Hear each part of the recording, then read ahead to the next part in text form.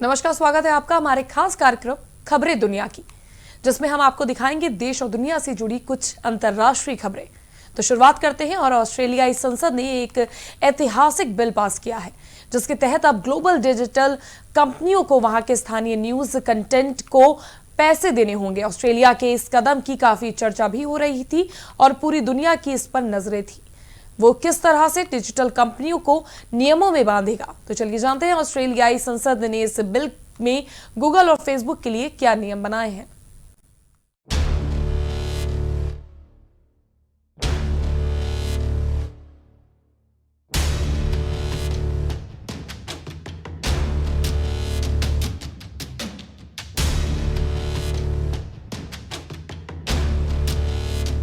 Australia में Google और Facebook को समाचार के लिए भुगतान करने के लिए मजबूर करने वाला कानून प्रभावी होने के लिए तैयार है। हालांकि कानून बनाने वालों का कहना है कि फिलहाल इसमें समय लगेगा। संसद ने गुरुवार को तथाकथित मीडिया सौदेबाजी संहिता में संशोधन पारित किया। जॉश फ्राइडनबर्ग और फेसबुक के मुख्य कार्यकारी अधिकारी मार्क जुकरबर्ग के बीच इस मामले में सहमति बनी थी। इसके बदले में फेसबुक ऑस्ट्रेलिया के लोगों द्वारा फेसबुक पर न्यूज साझा करने और एक्सेस करने से प्रतिबंध हटाने पर सहमत हो गया। रॉड सीम्स, जो प्रतियोगिता नियामक है, उन्होंने कोड का मसौदा तैयार किया। उन्होंने कहा कि वे खुश थे कि संशोधन कानून ऑस्ट्रेलियाई समाचार प्रकाशकों और इंटरनेट के दो प्रवेश द्वारों के बीच बाजार के असंतुलन को ठीक करेगा। सिम्स ने ऑस्ट्रेलियाई ब्रॉडकास्टिंग कॉर्प को बताया कि सभी संकेत अच्छे हैं। उन्होंने कहा कि कॉर्प का उद्देश्य बाजार की शक्ति को संशोधित करना है, जो स्पष्ट रूप से गूगल और फेसबुक के पास है। गूगल और फेसबुक को मीडिया की आवश्यकता है, लेकिन उन्हें किसी विशेष मीडिया कंपनी की आवश्यकता नहीं है। इसका मतलब है कि मीडिया कंपनियां कमर्शियल सौदे नहीं कर सकती हैं। उन्होंने कहा कि बाकी कानून पहले पारित हो गए थे, इसलिए अब उन्हें लागू किया जा सकता है। गूगल ने हाल ही के हफ्तों में न्यूज कॉर्प और सेवन वेस्ट मीडिया सहित प्रमुख ऑस्ट्रेलियाई समाचार व्यवसायों के साथ सौदा किया है। फ्राइडनबर्ग ने कहा कि वो ऑस्ट्रेलियाई समाचार व्यवसायों के साथ कमर्शियल सौदों तक पहुंचने के लिए गूगल और हाल ही में फेसबुक की प्रगति देखकर खुश थे, लेकिन देश भर में 161 क्षेत्रीय समाचार पत्रों का प्रतिनिधित्व करने वाले कंट्री प्रेस ऑस्ट्रेलिया ने चिंता जताई है कि बड़े शहरों के बाहर छोटे प्रकाशन इसमें छूट सकते हैं। सिम्स ने कहा कि वो आश्चर्यचकित नहीं थे कि प्लेटफॉर्म पहले बड़े शहर के व्यवसायों के साथ सौदा करेंगे।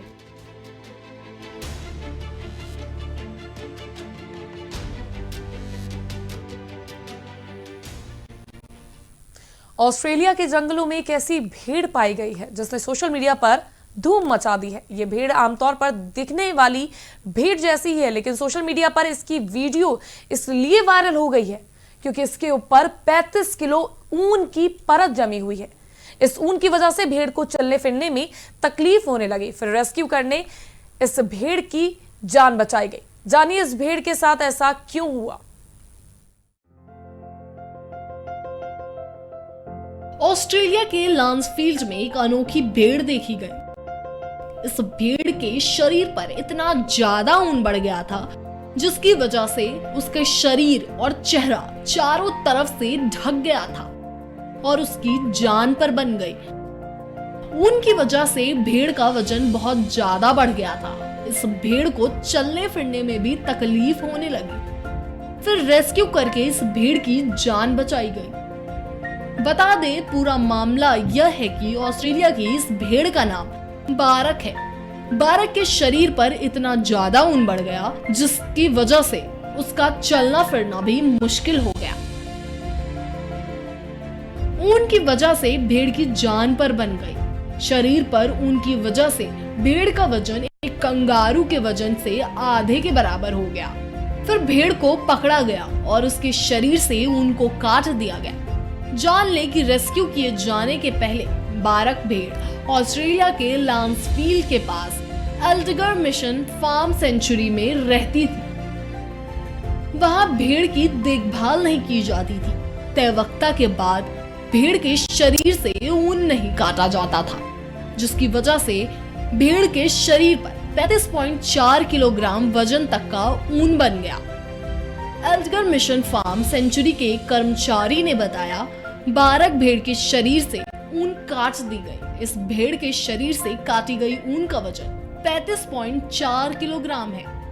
5 साल से भेड़ के शरीर पर ऊन बढ़ रही थी, इस वजह से भेड़ का वजन बहुत बढ़ गया था। जानकारी के लिए आपको बता दें, भेड़ के शरीर से ऊन को साल में कम से कम एक बार काटे जाना जरूरी होता है, नहीं तो ये ऊन लगातार बढ़ती रहती है और भेड़ के लिए परेशानी बन जाती है।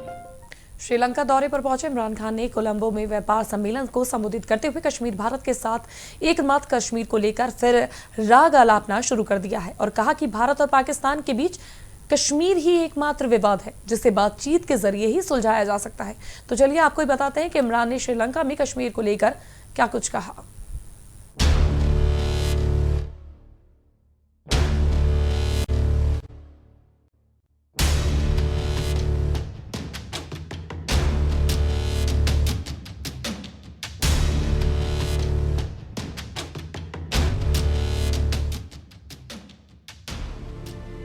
पाकिस्तान के प्रधानमंत्री इमरान खान आजकल श्रीलंका के दौरे पर हैं। इमरान खान ने अपने इस दौरे की शुरुआत द्विपक्षीय संबंधों को मजबूत करने से की, लेकिन जल्द ही साफ हो गया कि आखिर उनका मकसद क्या है।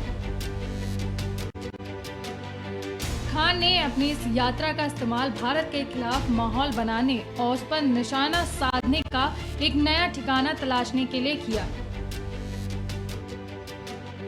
इतना ही नहीं, वो अपने दोस्त चीन का गुणगान करने से भी पीछे नहीं हटे। उन्होंने बताया कि किस तरह चीन मुश्किल समय में पाकिस्तान की मदद कर रहा है। बता दें कि इमरान खान के लिए श्रीलंका के प्रधानमंत्री महिंदा राजपक्षे ने अपने आवास पर डिनर आयोजित किया था। इस दौरान दोनों नेताओं में विभिन्न मुद्दों पर चर्चा हुई, जिसमें इमरान ने असमानता के बारे में बात करते हुए कहा कि संयुक्त राष्ट्र जैसे संगठनों को उन देशों पर ध्यान देने की जरूरत है जो कोरोना से सबसे ज्यादा प्रभावित हुए हैं। उनकी यात्रा का पहला दिन एक तरह से अपनी मजबूरियों का रोना रोने और सहायता की गुहार लगाने तक ही रहा, लेकिन दूसरे दिन उनका असली मकसद सामने आ गया। इमरान खान ने व्यापार और निवेश सम्मेलन में भाग लिया और यहां चीन की जमकर तारीफ की। उन्होंने बताया कि इमरान के विकास में चीन कैसे मदद कर रहा है।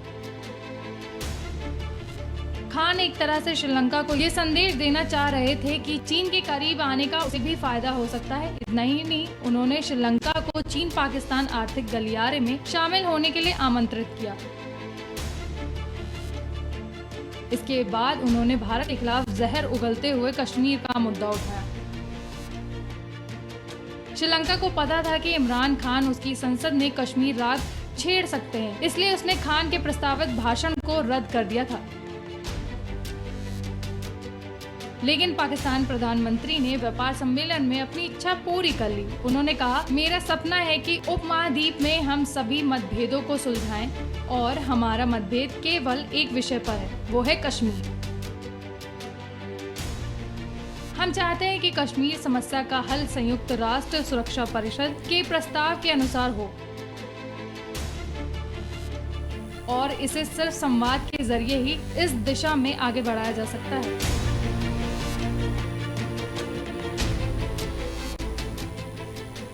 नेपाल के प्रधानमंत्री केपी शर्मा ओली ने स्पष्ट कर दिया है कि वो इस्तीफा नहीं देंगे। ओली के सलाहकार ने बताया कि वो इस्तीफा देने के बजाय संसद में फ्लोर टेस्ट का सामना करेंगे।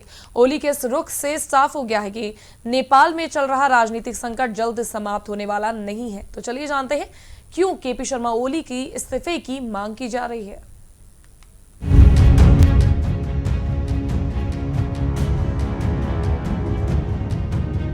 नेपाल के प्रधानमंत्री केपी शर्मा ओली ने साफ कर दिया कि वह इस्तीफा नहीं देंगे। ओली के सलाहकार ने बताया कि वह इस्तीफा देने के बजाय संसद में फ्लोर टेस्ट का सामना करेंगे। ओली के इस रुख से साफ हो गया है कि नेपाल में चल रहा राजनीतिक संकट जल्द समाप्त होने वाला नहीं है। बता दें कि नेपाली सुप्रीम कोर्ट ने प्रधानमंत्री ओली को झटका देते हुए संसद की भंग की गई प्रतिनिधि सभा को बहाल करने का आदेश दिया था,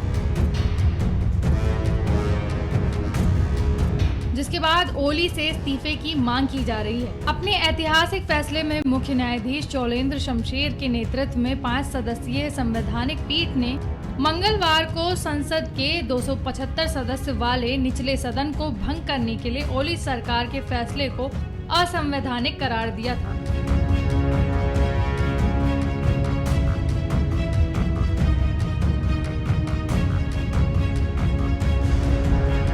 कोर्ट ने सरकार को अगले 13 दिनों के भीतर संसद सत्र बुलाने का भी आदेश दिया है। नेपाल में राजनीतिक संकट उस वक्त चरम पर पहुंच गया था जब राष्ट्रपति विद्यादेवी भंडारी ने संसद को भंग करने की पीएम की सिफारिश को स्वीकार करते हुए नए सिरे से चुनाव करवाने का ऐलान किया था।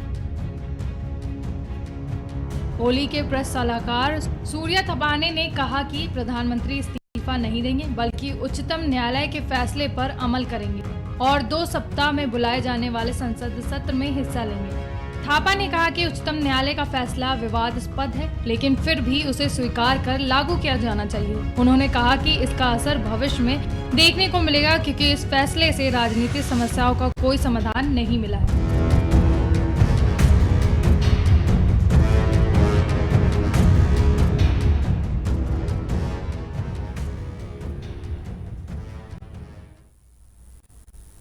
नेपाल ने अब चीन की साइनोफार्म कोरोना वायरस वैक्सीन के इस्तेमाल को मंजूरी दी है। चीन ने अनुदान सहायता के तहत नेपाल को वैक्सीन की 5 लाख खुराक देने का फैसला किया है।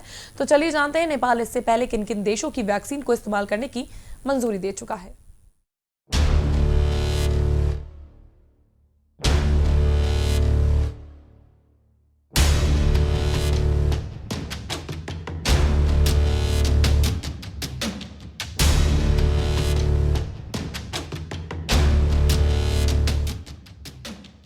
नेपाल सरकार ने बीते बुधवार को साइनोफार्म के तहत चीन में Beijing institute of biological products company limited की एक कोविड वैक्सीन को आपातकालीन उपयोग की मंजूरी दे दी है। नेपाल 15 जनवरी को एस्ट्राजेनेका के कोविशील्ड वैक्सीन को पहले ही मंजूरी दे चुका है।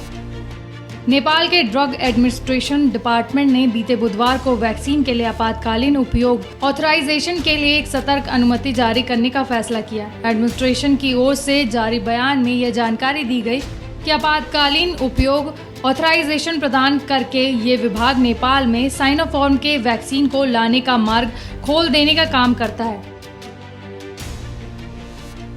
चीन ने अनुदान सहायता के तहत वैक्सीन की 5 लाख खुराक देने का फैसला किया है। हालांकि नेपाल को जनवरी के तीसरे सप्ताह में भारत से कोविड वैक्सीन की 10 लाख खुराक मिली है, जबकि भारत के सीरम इंस्टीट्यूट से सब्सिडी दर पर 20 लाख और वैक्सीन खरीदने का फैसला किया गया है। साइनोफार्म ने विभाग में 13 जनवरी को अपने टिकट के लिए आपातकालीन उपयोग ऑथराइजेशन के लिए आवेदन किया था। भारत और नेपाल के बीच पिछले साल सीमा क्षेत्रों पर विवाद को लेकर तनाव की स्थिति कायम रही। हालांकि कोरोना वायरस की महामारी में भारत ने नेपाल की खुले दिल से मदद की है, जिसकी सराहना देश के प्रधानमंत्री केपी शर्मा ओली भी कर चुके हैं, जो कभी बेहद तीखे तेवर अपना रहे थे। भारत में नेपाल के राजदूत नीलांबर आचार्य ने भी भारत को धन्यवाद देते हुए कहा था कि दोनों देशों को अपने संबंध बरकरार रखने के बारे में सोचना चाहिए, दूसरी चीजों के बारे में नहीं। उन्होंने कहा कि हम कोरोना वायरस वैक्सीन की 10 लाख खुराकें देने के लिए भारत सरकार के आभारी हैं। हमें भरोसा है कि हमें और खुराकें मिलेंगी जिनका हमने ऑर्डर दिया है। हम भारत की सरकार और लोगों को धन्यवाद देते हैं, वे अच्छे पड़ोसी और दोस्त हैं।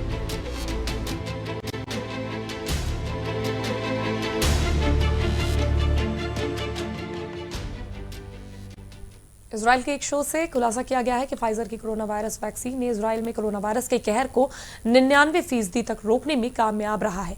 इसके आंकड़े से दुनिया में हर्ड इम्यूनिटी को लेकर आशा बढ़ गई है। तो चलिए जानते हैं क्या कुछ इस वैक्सीन को लेकर इजराइल के शोधकर्ताओं ने कहा और क्या कुछ खुलासे किए हैं।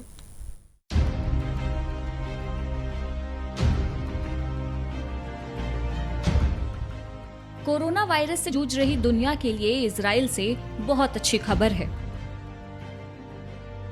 इजराइल में फाइजर की कोरोना वायरस वैक्सीन ने बहुत बड़े पैमाने पर कोरोना के संक्रमण को रोक दिया है।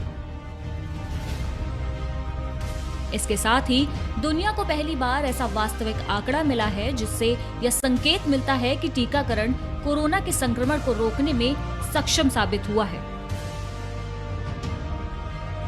इजराइल में 20 दिसंबर को फाइजर की वैक्सीन के जरिए राष्ट्रीय टीकाकरण कार्यक्रम शुरू हुआ था,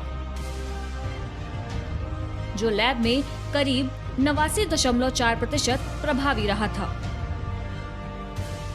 इन कंपनियों ने इजराइल के स्वास्थ्य मंत्रालय के साथ प्रारंभिक विश्लेषण किया था। कुछ वैज्ञानिकों ने इसकी शुद्धता पर सवाल उठाए थे। दुनिया में औसतन सबसे ज्यादा कोरोना वायरस वैक्सीन लगाने वाले इजराइल से अब सकारात्मक आंकड़े सामने आए हैं। इजराइल में आधी आबादी को कम से कम कोरोना वायरस वैक्सीन की 1 डोज मिल चुकी है। इजराइल के अधिकारियों ने बताया कि फाइजर की कोरोना वैक्सीन वायरस से मौत को रोकने में 99% प्रभावी रही है। अगर यह सही है तो आंकड़े बहुत उत्साह बढ़ाने वाले हैं, क्योंकि यह वैक्सीन अब एसिम्प्टोमेटिक लोगों को कोरोना वायरस के प्रसार को रोकने में प्रभावी पाई गई है।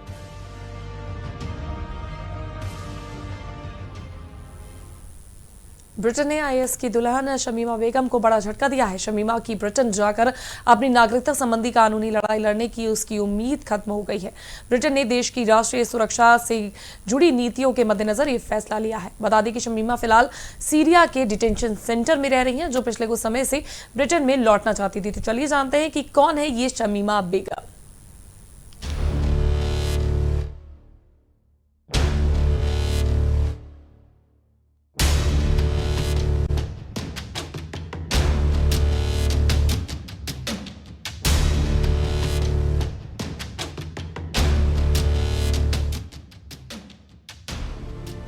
जिहादी दुल्हन बनने के लिए 2015 में भागकर सीरिया पहुंची बांग्लादेशी मूल की ब्रिटिश युवती शमीमा बेगम ईस्ट लंदन स्कूल की छात्रा थी। वो इसी स्कूल में पढ़ने वाली अपनी 2 सहेलियों के साथ 15 साल की उम्र में तुर्की होते हुए सीरिया पहुंची थी। शमीमा की उम्र अब 21 साल है और ब्रिटेन ने साल 2019 में उनकी नागरिकता खत्म कर दी थी, लेकिन तब से कोर्ट से नागरिकता को लेकर कानूनी लड़ाई का हक दिया गया था। शमीमा की नागरिकता का मामला इसके बाद ब्रिटेन की सबसे बड़ी अदालत यानी सुप्रीम कोर्ट पहुंचा, जहां सरकार ने यह दलील रखी कि खुफिया एजेंसियां इस नतीजे पर पहुंची हैं कि इस्लामिक स्टेट के साथ गठबंधन करने वाले देशों की राष्ट्रीय सुरक्षा को लेकर गंभीर खतरा पैदा किया गया है। सुप्रीम कोर्ट के न्यायाधीशों ने कहा कि अगर बड़े पैमाने पर जनता के हितों और सुरक्षा को ध्यान में रखते हुए किसी मामले की सुनवाई निष्पक्ष रूप से आगे बढ़ाना संभव नहीं है तो अदालतें इस केस की सुनवाई नहीं कर सकती। 2 साल पहले आईएएस दुल्हन शमीमा बेगम के नवजात बेटी की सीरिया में निमोनिया के कारण मौत हो गई थी। बता दें कि बांग्लादेशी मूल की ब्रिटिश युवती शमीमा बेगम ने फरवरी में सीरियाई शरणार्थी शिविर में बेटे को जन्म दिया था। हालांकि शमीमा के साथ उस वक्त 2 और आईएस दुल्हनों की नागरिकता ब्रिटेन ने छीन ली थी, जिसमें रीमा और उसकी बहन जारा का मामला शामिल था। शमीमा बेगम का मामला ब्रिटेन में एक गर्मागर्म बहस का विषय रहा है, जिस पर लोगों की मिली-जुली प्रतिक्रिया देखने को मिलती है।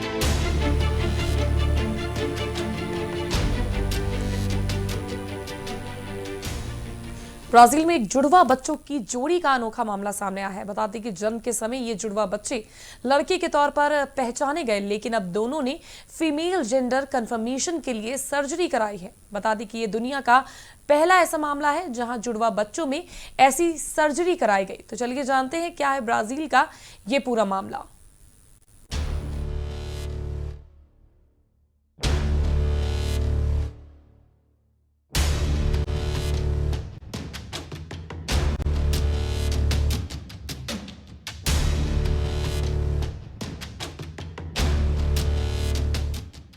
19 वर्षीय जुड़वा बच्चे दक्षिण पूर्वी ब्राजील के एक छोटे से शहर में पले बढ़े।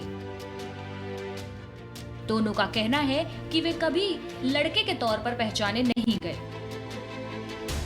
दक्षिण पूर्वी शहर ब्लूमेना के एक क्लिनिक ट्रांसजेंडर सेंटर ब्राजील के डॉक्टर जोस कार्लोस मार्टिस ने कहा कि जुड़वा बच्चों का दुनिया में यह पहला मामला है जो जन्म के समय लड़के माने गए थे। मार्टिस ने जुड़वा बच्चों की 5 घंटे की सर्जरी की। सोफिया ने कहा कि हम एक ऐसे देश में रहते हैं जहां ट्रांसजेंडर्स को पसंद नहीं किया जाता है। बीते साल 175 ट्रांसजेंडर्स की हत्या की गई थी। हमें बचपन से ही लोगों के दुर्व्यवहार का सामना करना पड़ा है, लेकिन हमारे परिवार ने कभी हमसे मुंह नहीं मोड़ा। हमेशा उनका समर्थन हमें मिला है। जुड़वा बच्चों की मां सिल्वा ने कहा कि वह अब काफी राहत महसूस कर रही हैं। मैंने उन्हें कभी लड़का नहीं माना, वो मेरे लिए हमेशा लड़कियां थी। उनके दादा ने सर्जरी के लिए $20,000 का इंतजाम अपनी संपत्ति नीलाम करके किया है।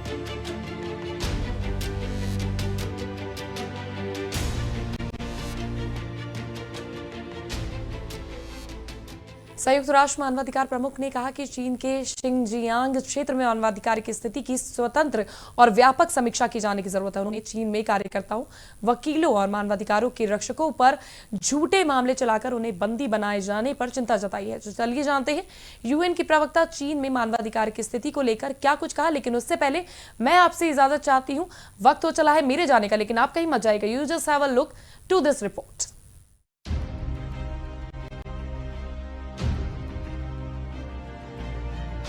संयुक्त राष्ट्र मानवाधिकार प्रमुख ने बीते शुक्रवार को कहा कि चीन के शिनजियांग क्षेत्र में मानवाधिकार की स्थिति की स्वतंत्र और व्यापक समीक्षा की जाने की जरूरत है। उन्होंने यह भी रेखांकित किया कि चीन में कार्यकर्ताओं, वकीलों और मानवाधिकार के रक्षकों पर झूठे मामले चलाकर उन्हें बंदी बनाया जा रहा है। संयुक्त राष्ट्र मानवाधिकार आयुक्त मिशेल बैचलेट ने कहा कि उनका कार्यालय शिनजियांग की यात्रा के लिए परस्पर सहमति वाले बिंदुओं पर काम कर रहा है।